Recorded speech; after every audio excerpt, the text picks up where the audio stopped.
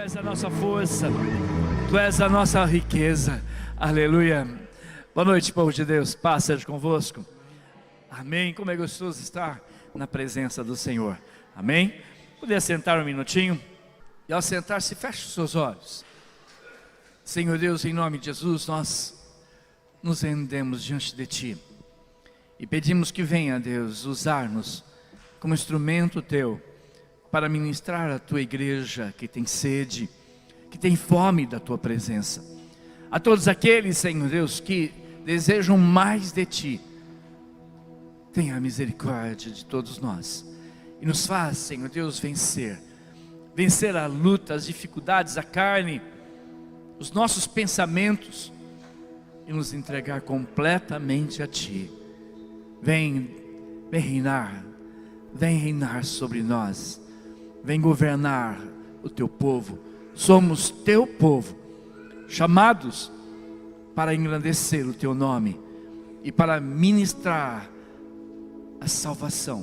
Somos ministros de Deus, ministros da reconciliação. Capacita-nos, Senhor, para fazermos a Tua obra, em nome de Jesus Cristo, amém. Jesus. Irmãos, essa semana eu recebi um vídeo de um pregador falando de uma das grandes batalhas que o Brasil se envolveu. Não foram muitas as batalhas que o Brasil se envolveu, mas há uma que precisa ser lembrada. Foi quando o Brasil entrou na Segunda Guerra Mundial. E eu acho que fazem mais de 70 anos que aconteceu isso. E por que o Brasil entrou na Segunda Guerra? Porque os nazistas estavam afundando alguns navios do Brasil. E também por causa da pressão internacional. E o Brasil entra na Segunda Guerra e ele vai guerrear lá na Itália, na Europa, na Itália, mais propriamente dito. E ele vai, uma das batalhas que o Brasil trava, que fica a cargo do Brasil, era a tomada do Monte Castelo. Quem já ouviu falar da tomada do Monte Castelo? É engraçado que para aqueles mais antigos, se lembram, porque estudaram na escola, mas os mais novos parece que se esqueceram disso, porque não é mais ensinado isso. Aqui eu separei essa imagem para ilustrar um pouco do que aconteceu lá. É uma foto real, e lá no fundo está lá o Monte Castelo. Lá no Monte Castelo estava uma resistência nazista que estava dominando a Itália. A Rússia estava vindo de um lado, os aliados de outro lado, mas aí era um lugar muito difícil de ser conquistado, muito difícil mesmo de ser conquistado. E muitos países, inclusive o Brasil, já haviam tentado várias vezes tomar o Monte Castelo. Porque para quem estava lá em cima era fácil alvejar aqueles que estavam chegando, estavam subindo o monte. Então era uma posição muito estratégica. Mas um general brasileiro chega e convoca todas as forças brasileiras que estavam lá na Europa para tomarem Monte Castelo, para subirem aquele monte e tirarem aquela resistência nazista que estava lá.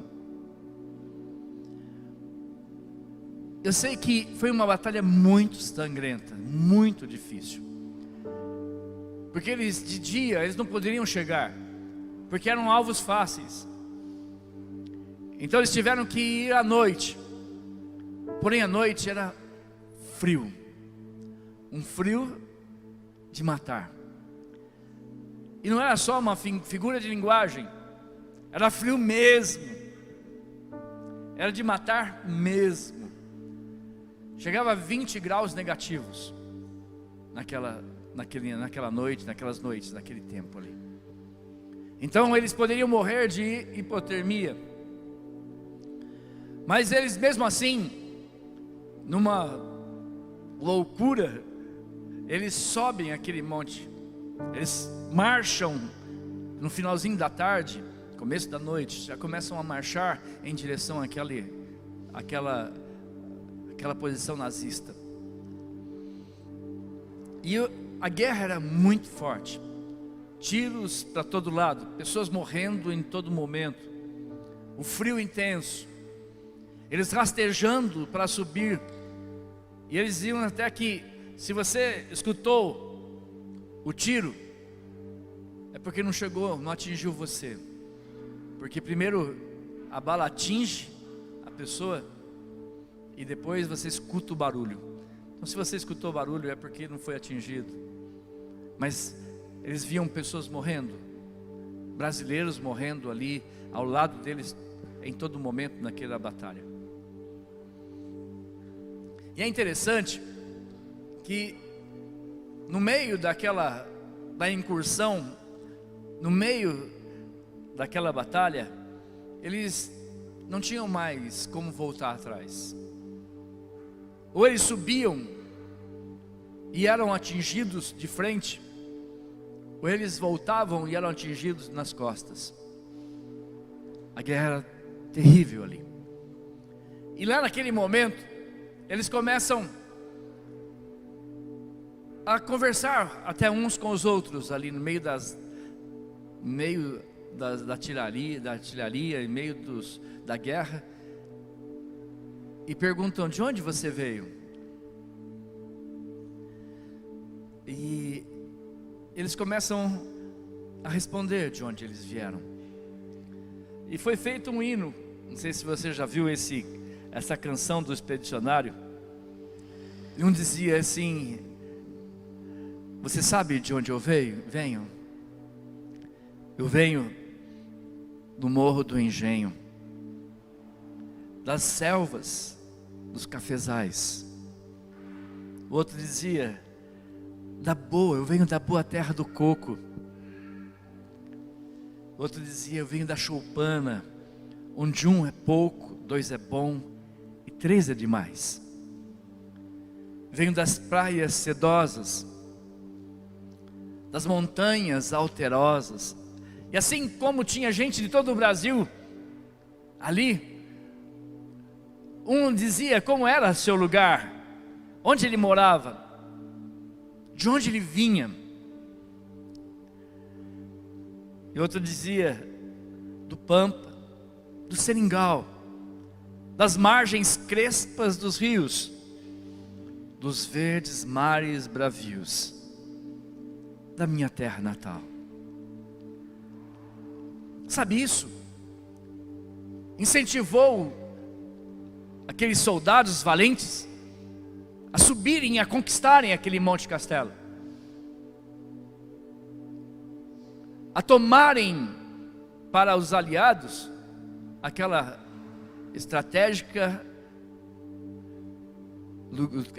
estratégico lugar, porque eles tinham vontade de voltar para casa. Eles não estavam ali lutando por política. Aliás, muitos deles nem sabiam por que estavam ali.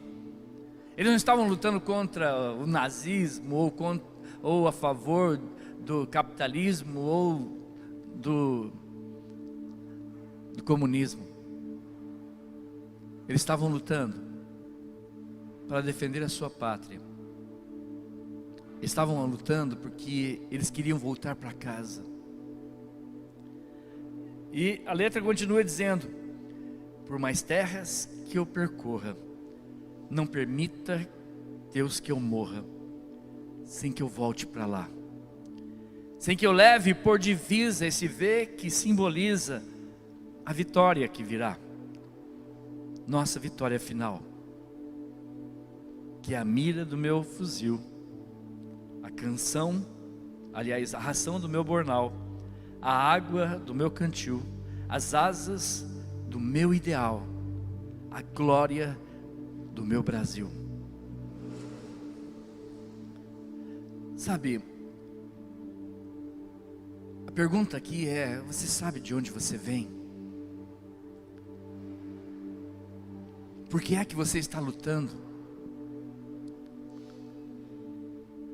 A pergunta aqui é: você tem sonhado com a tua pátria? Porque a palavra de Deus diz que nós somos peregrinos aqui na terra. Como eles estavam lá na Itália, na Europa, mas de passagem. O coração deles não estava lá.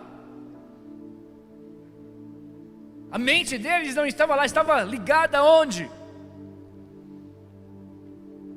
De onde eles saíram, da terra de onde eles vieram.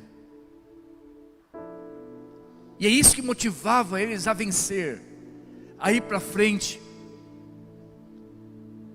a caminhar e a não desistir, porque eles sabiam que depois daquela batalha, conquistando ali, tinha um navio que ia levá-los de volta à sua terra natal.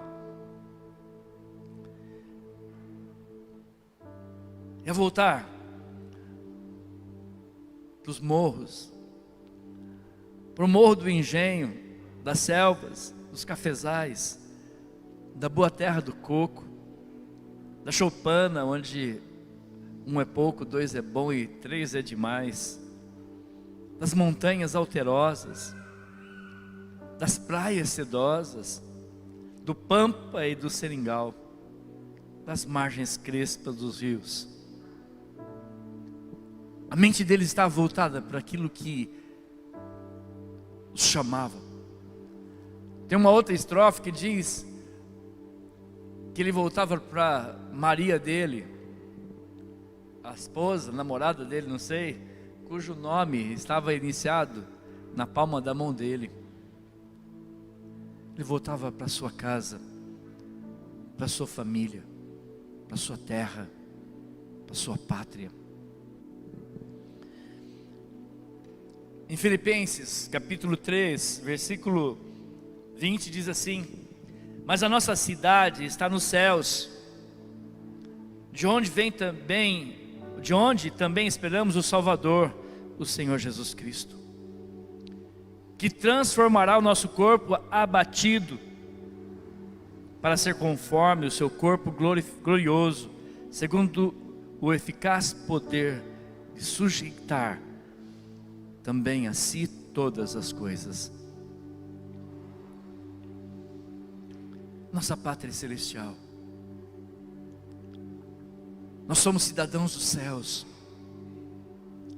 como aqueles brasileiros valentes, que estavam dando as suas próprias vidas, para cumprir uma missão ali na Europa. Eles estavam esperando o quê? O navio que iria atravessar o mar, o Atlântico, para levá-los de volta à sua casa, ao seu Brasil, à sua pátria, que tanto os alegrava a lembrança de voltar para lá, ou para cá. O que tem alegrado o teu coração?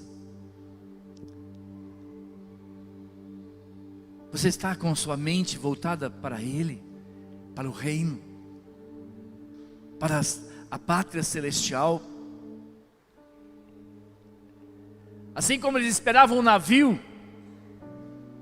que os levasse, e a esperança deles era o navio chegar, e eles entrarem naquele navio. A palavra de Deus diz que a nossa esperança é Cristo. A nossa esperança é Jesus Cristo, que está às portas para voltar e nos levar juntamente com Ele, nos arrebatar, para estarmos para sempre com Ele nos céus. Nós não podemos deixar que esse mundo nos confunda tanto e que nós percamos essa esperança. que nós percamos esse objetivo de estar com Cristo. Tem outro texto, também em Hebreus, em Hebreus, que diz assim, Hebreus capítulo 11, versículo 13.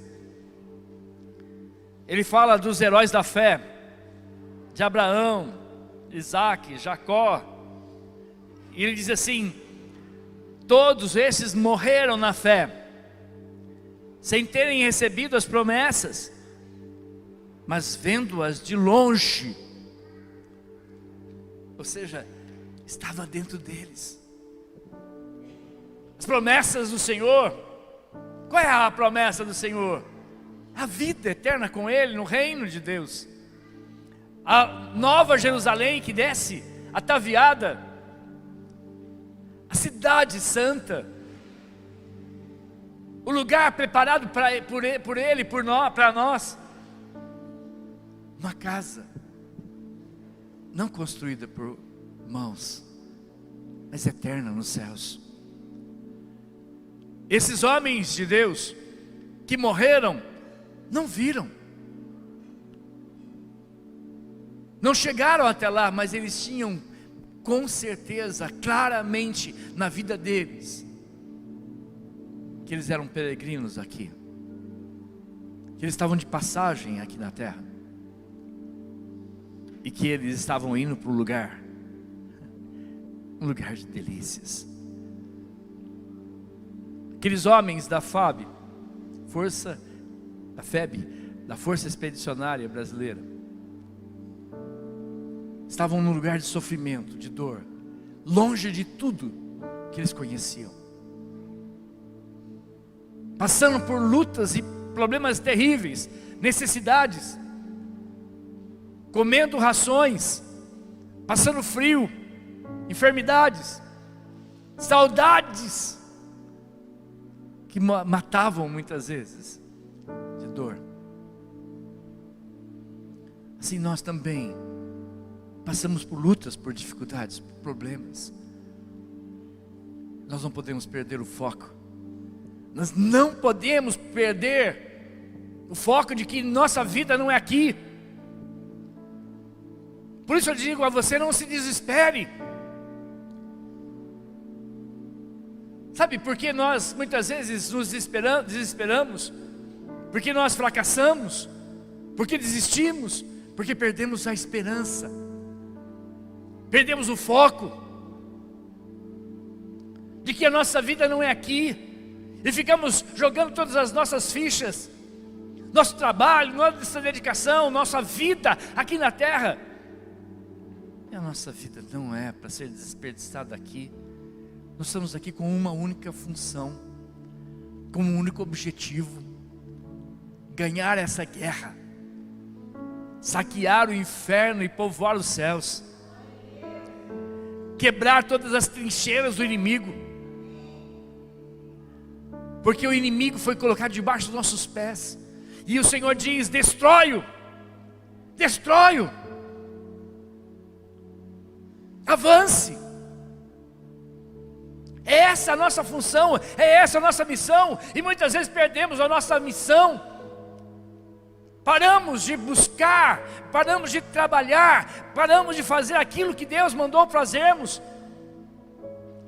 Quando Ele disse: ide pregar o Evangelho a toda criatura, e todo aquele que nele crê e for batizado será salvo, mas todo aquele que não crer em Deus, não crer em Cristo Jesus, será condenado.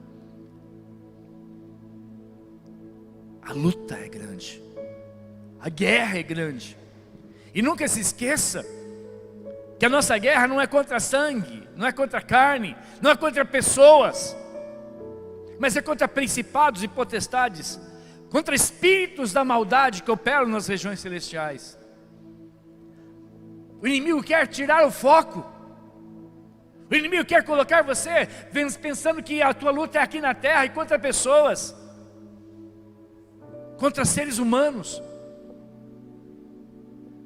É claro que o inimigo usa pessoas, mas nossa guerra é contra principados e potestades, é contra aquilo que está atrás daquelas pessoas, contra aquelas pessoas que estão sendo usadas pelo inimigo para nos atacar. Ore por elas, ame-as, pregue o evangelho para elas, abra as portas do reino, perdoe, e deixa que Ele, Deus, julgue, porque Ele diz: minha é a vingança. Não deixe o teu coração ficar cheio de mágoas, rancores, tristezas, ódios. Não deixe que o teu coração se endureça. Deixa Deus agir na tua vida. Deixa Ele mostrar o amor dEle para com você, e revelar para você as promessas que Ele tem. Deixe que o Senhor projete os sonhos dEle em teu coração. Ontem nós tivemos aqui o pastor Adalto, que trouxe uma mensagem muito gostosa, muito maravilhosa, para a gente ouvir, para a gente sentir. Pena que não todos estavam aqui, nem todos estavam aqui, porque foi muito bom. Aquele que não veio perdeu um tempo muito gostoso. Mas não olhando para trás, para as coisas que para trás ficam, prossigamos para o alvo. Cuidado com os teus sonhos, cuidado com os teus projetos, cuidado para que não seja enganado pelo inimigo, porque ele vem com argumentos fortes para tirar o foco, para fazer com que você se desespere, para que você perca todas as esperanças. As nossas esperanças estão em Deus, em Cristo Jesus. Quer um tempo, quer um lugar de refrigério? É nele, é no Senhor. O Senhor disse que aqui nós teremos aflições, no mundo tereis aflições, mas tenha bom ânimo, porque eu venci o mundo, e vós vencereis também. A vitória está perto, está muito perto, mais perto do que nós pensamos. E ele diz, continua dizendo aqui em Hebreus 11, versículo 13: todos esses morreram na fé, sem terem conhecido as promessas, mas vendo-as de longe, e crendo-as,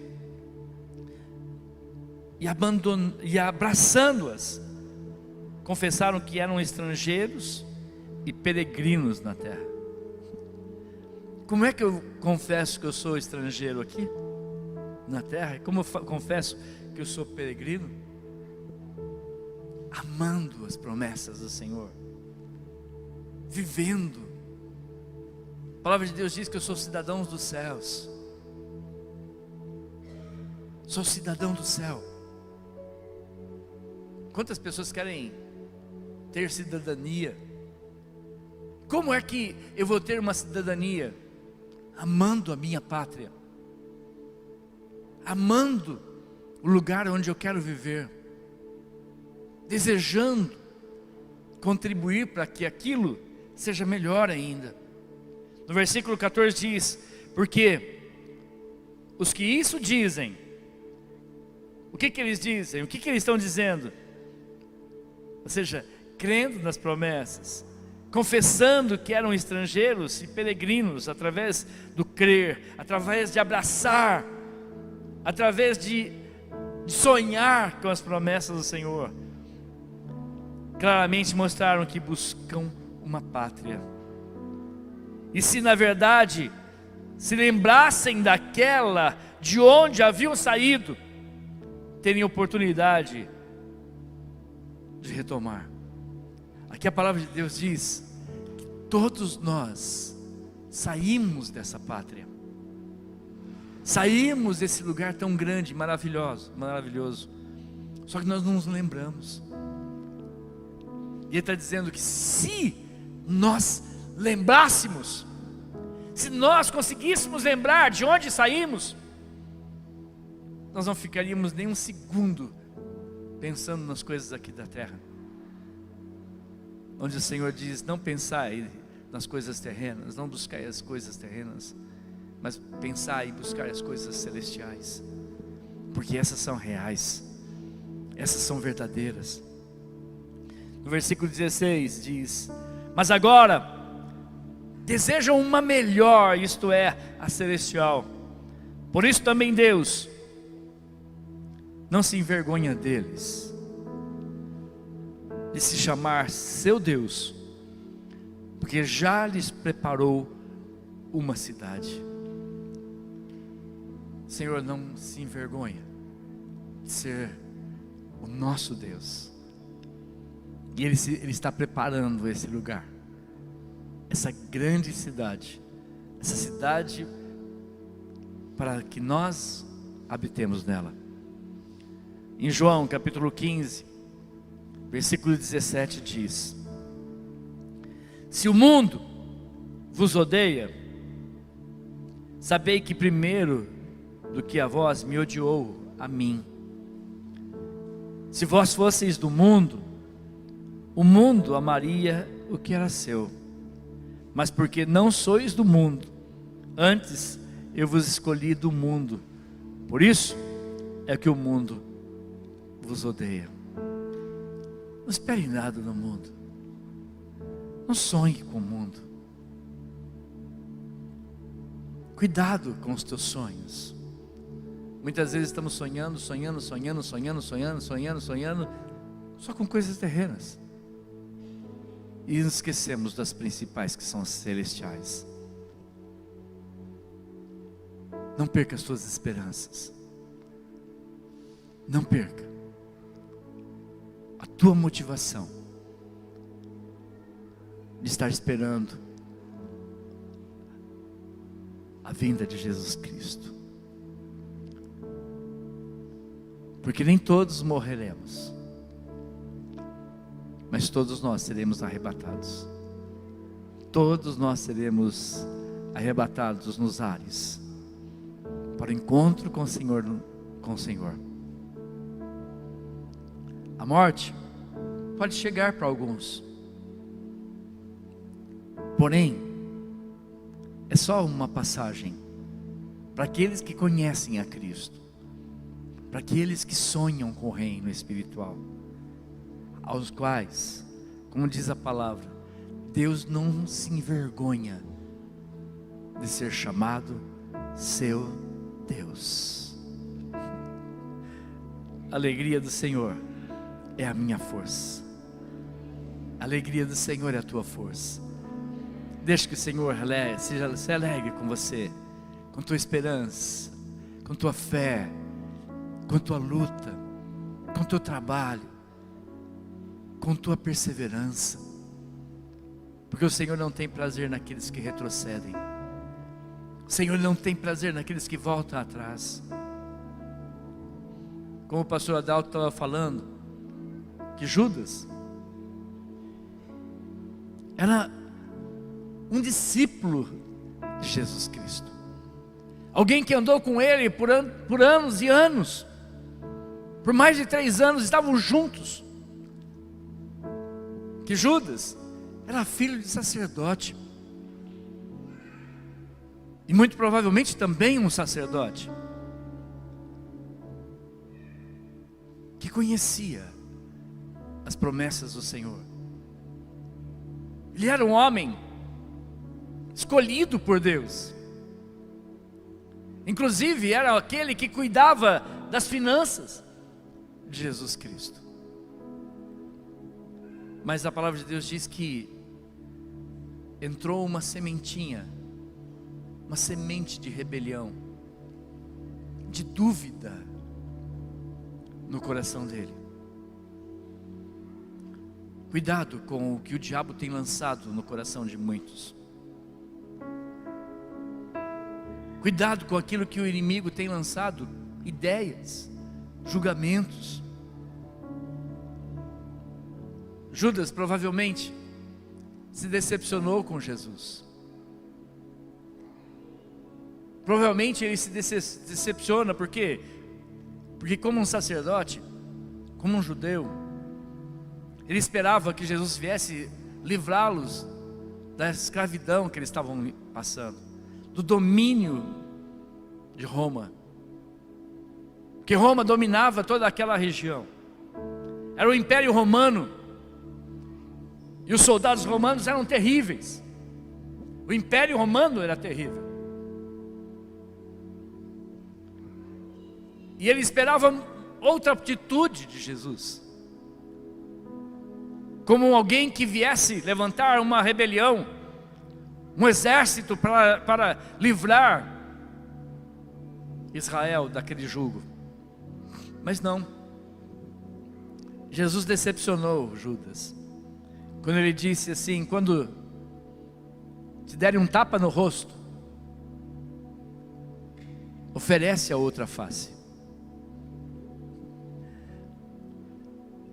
Imagine um soldado romano caminhando nas ruas de Jerusalém, todo arrogante, todo presunçoso. Passava perto das pessoas, dos judeus que eram dominados. E o que eles faziam muitas vezes? Dá um tapa na face. Já levou um tapa no rosto? É humilhante, não é? É muito humilhante. Mas Jesus não disse para que eles se revoltassem, mas para que eles oferecessem a outra face. E com certeza isso decepcionou muita gente.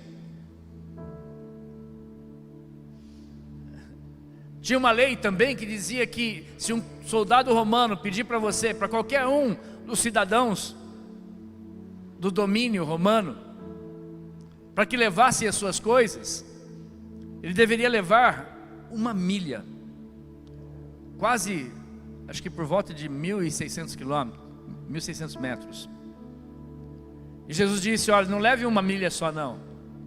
Isso era para eles, imagina, eles tinham muitas coisas para fazer, e alguém chegava ali e falava: tô aqui, ó, leva para mim.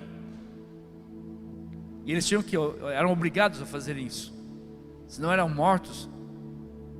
E Jesus podia ter dito assim: olha, não, isso é um absurdo o que eles estão fazendo. Se levante, lute, nós não podemos deixar que isso aconteça. Mas não, ele diz: ande 2 milhas. Ao ponto de algumas pessoas, alguns discípulos, inclusive Pedro, duvidar de que Jesus era o Messias.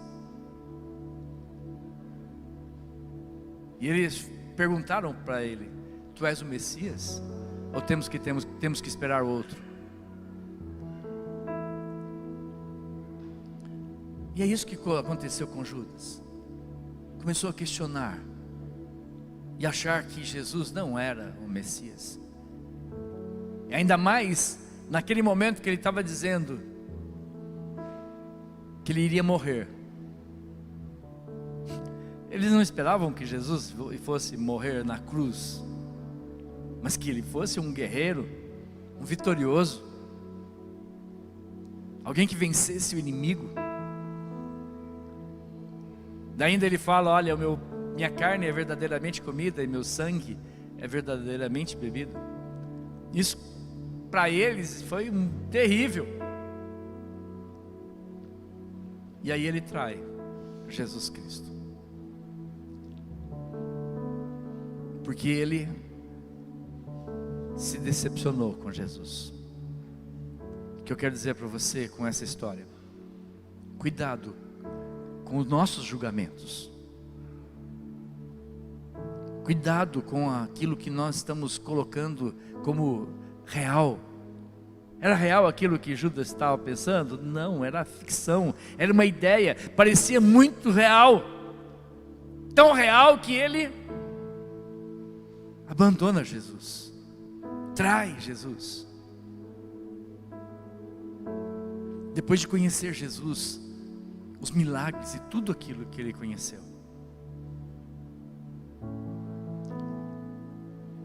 Judas começou muito bem, muito bem, mas não terminou bem. O mais importante não é começar bem. Aliás, é importante começar bem e terminar bem. Se você começou a boa obra, não se confunda com esse mundo. Não se distraia com ele. Não tire o foco de Cristo e do seu reino. Mantenha sua esperança em Jesus Cristo. Vamos orar? Para reavivar os nossos sonhos, as nossas esperanças. Se você está se sentindo cansado, se você está perdendo as suas esperanças, se você tem se visto procurando as coisas do mundo, esquecendo as coisas celestiais, o Senhor diz: buscar em primeiro lugar o reino de Deus, e as demais coisas lhe serão acrescentadas. Se você tem trocado essa sequência de coisas, essa prioridade que é o reino de Deus, é hora de arrepender-se, é hora de voltar-se, é hora de confiar em Deus. Não confiar nos teus olhos, nos teus pensamentos. Não confie, não deixe que a tua vida se torne como a vida de Judas, que desacreditou, que voltou atrás, e o fim dele foi terrível. Senhor, nos coloque nos teus caminhos, na frente da batalha. Não deixe que nós nos esmorecemos. Não deixe, Senhor Deus, que esqueçamos do reino, da prioridade de buscar a Ti em primeiro lugar e o Teu reino. Deus, que nós sejamos amigos do mundo, porque aqueles que se constituem amigos do mundo são inimigos de Deus. Que nós possamos entender que a nossa pátria é celestial, e que o Senhor virá buscar aqueles que desejam ardentemente viver nessa pátria, aqueles que sonham, que vivem essa promessa, aos quais o Senhor não se envergonha